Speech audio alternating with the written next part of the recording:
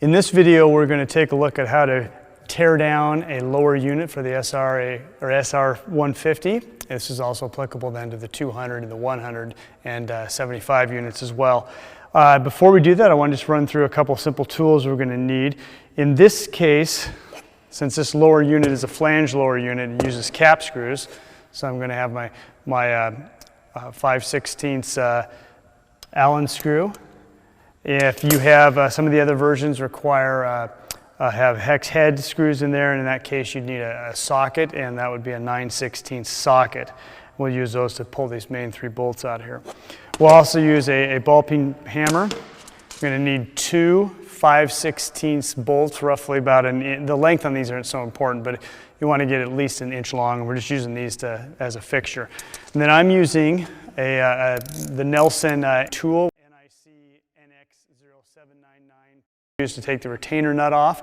If you don't have one of these, a spanner wrench may be used. I'd like to give, I guess, a little bit of a recommendation. If you don't have one of these tools, I would consider calling a dealer and either getting one or having the dealer do the work for you.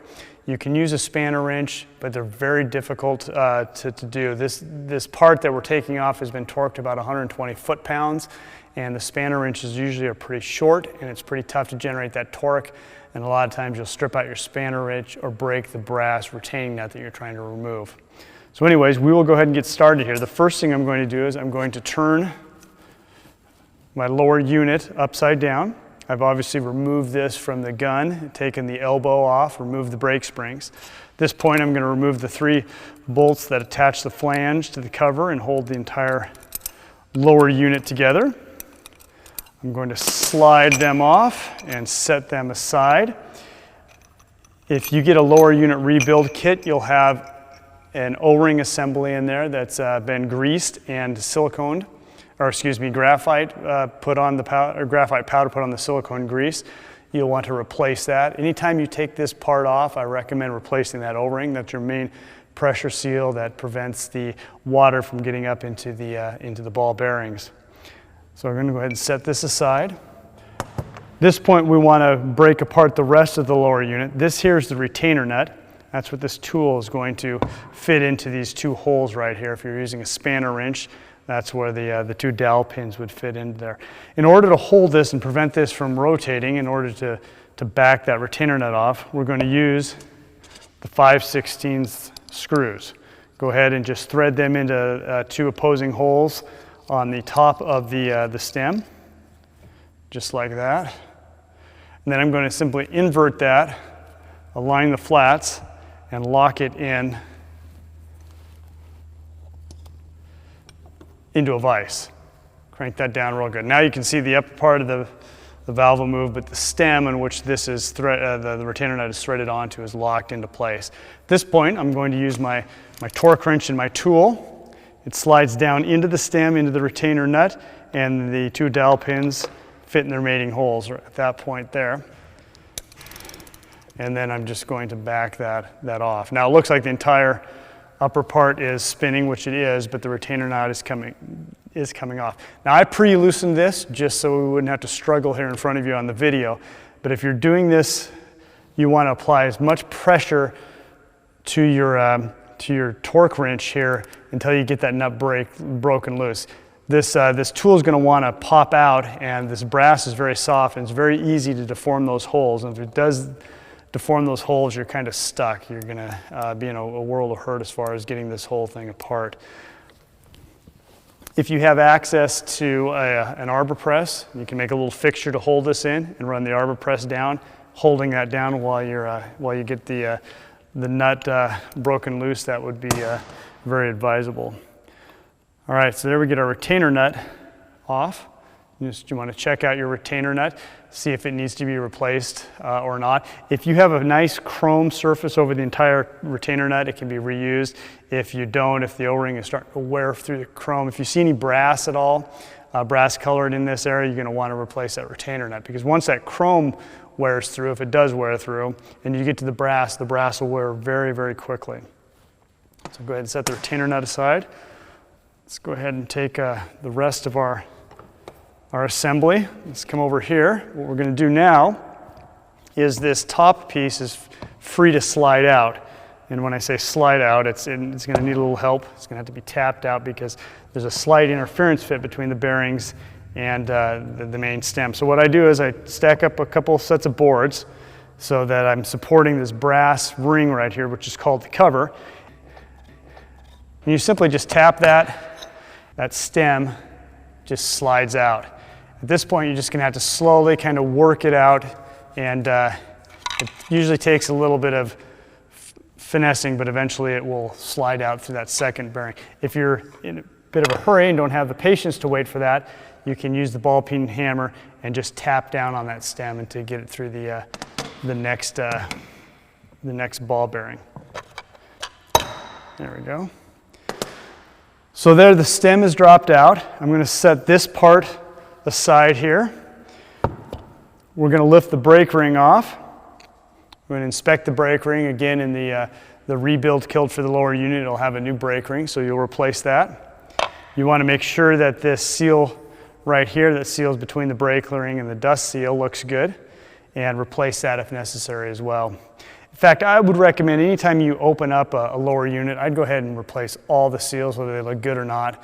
It's kind of like when you're in a car and you take out or you get the whole engine out, you might as well replace the timing belt. It's just a safe way to proceed since you've already did the hard work to get inside the lower unit there. I'm going to head back to this piece here. I'm going to use my rubber mallet, and I'm going to tap on the rings of the cover right here, just while holding the housing. And it's nice and easy, just working your way around.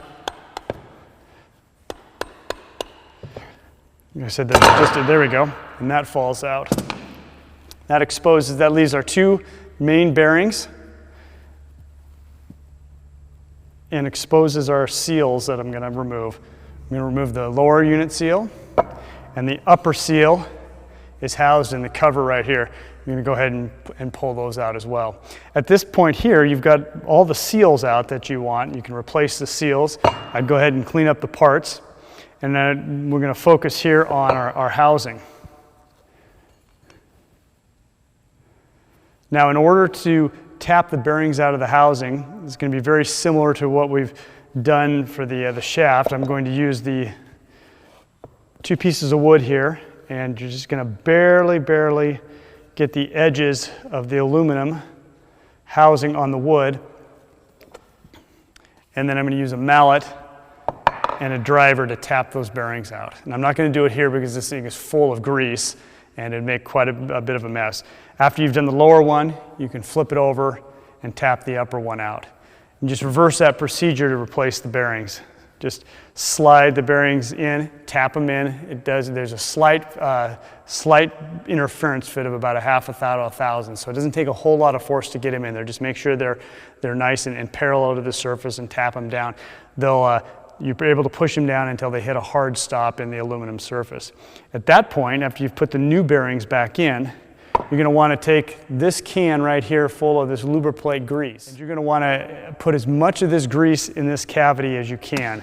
It's using a tongue depressor is probably the best way to do it. Just spoon it in there, and then if you can look right in here how that one is filled with it. Just using that tongue depressor to completely push it in there and push it up into each individual bearings. In order to put this the sprinkler back together, I'm going to put that seal back in the cover. I'm going to move back over to our vise over here, and we're going to employ these 5/16 screws as well. First, I will install the brake ring. The brake ring's got 4 lugs, and you just simply press it into its mating piece right there. The lug should be in one of the 2 center holes between the 2 threaded holes. Once you have that set up, we'll go ahead and put it right back here. Tighten that down. You're probably going to want to have a few shop rags handy because the grease tends to move everywhere. I'm now going to take the cover and I'm going to slide it right down. This upper seal has a little lip on it, and you'll have to kind of press it around its mating parts. There's a little seal ring on this piece here up at the corner, and you just kind of tuck it in there with your thumbs. It'll fit in there nicely. Make sure everything's free to move right there. Then we're going to take the lower unit with the bearings installed, and we're going to simply slide that over. And then I'm going to align these channels up with the threaded holes down in the cover. And you're just going to have to kind of work it around a little bit. And then once you get to the bottom here, make sure it's aligned up. I'm going to take one of these pieces of wood and just give it a little bit of a tap. It won't suck it all the way down. That's going to happen when I thread the retainer nut on. Get it started by hand, and then we'll go to our tool. Now, if you do have the proper tool and a torque wrench, you're going to want to torque this to 110 foot-pounds, plus or minus 10 foot-pounds, so basically between 100 and 120 foot-pounds.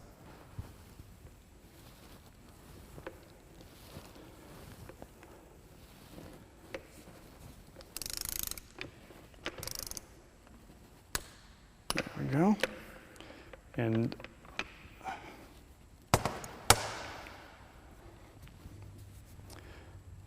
I'm going to take this seal right here. The lip is going to be facing out towards yourself. You're going to slide it over the retaining ring and press it into the housing. As such, when you're able to grab the flange, again you replace that O-ring.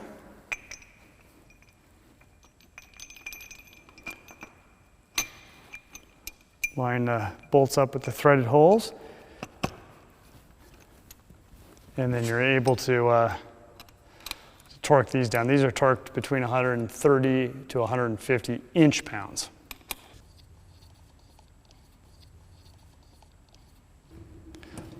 All right, so once you have these three bolts, the three draw bolts installed and torqued correctly, just verify that this rotates nice and smoothly. You can either do it this way, or you can pull this out of the vise and grab your screws up here and to make sure that the brake ring and everything moves nice and smoothly.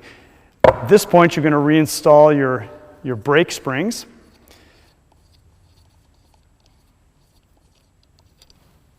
And you should have one brake spring for every open hole. And they just nest in these open holes. The lower unit's now ready to be reinstalled on the big gun and to head back into service. And to do that, you're just going to simply reverse the process of disassembling, obviously. Put your elbow up here and run your bolts down through there. Since there's a lot of weight in that elbow, when you're reassembling, sometimes I find it's easy if you get an elbow bolt, which would be a 5/16 bolt that's substantially longer than what you'd use in service, and just to run it down, and that'll hold everything in place. And you can run the three bolts that will be used in service down, tighten them up, remove the long bolt, and put the short bolt back in that belongs there for service. At this point, you should be ready to go. If you got any questions, don't hesitate to call our factory for assistance.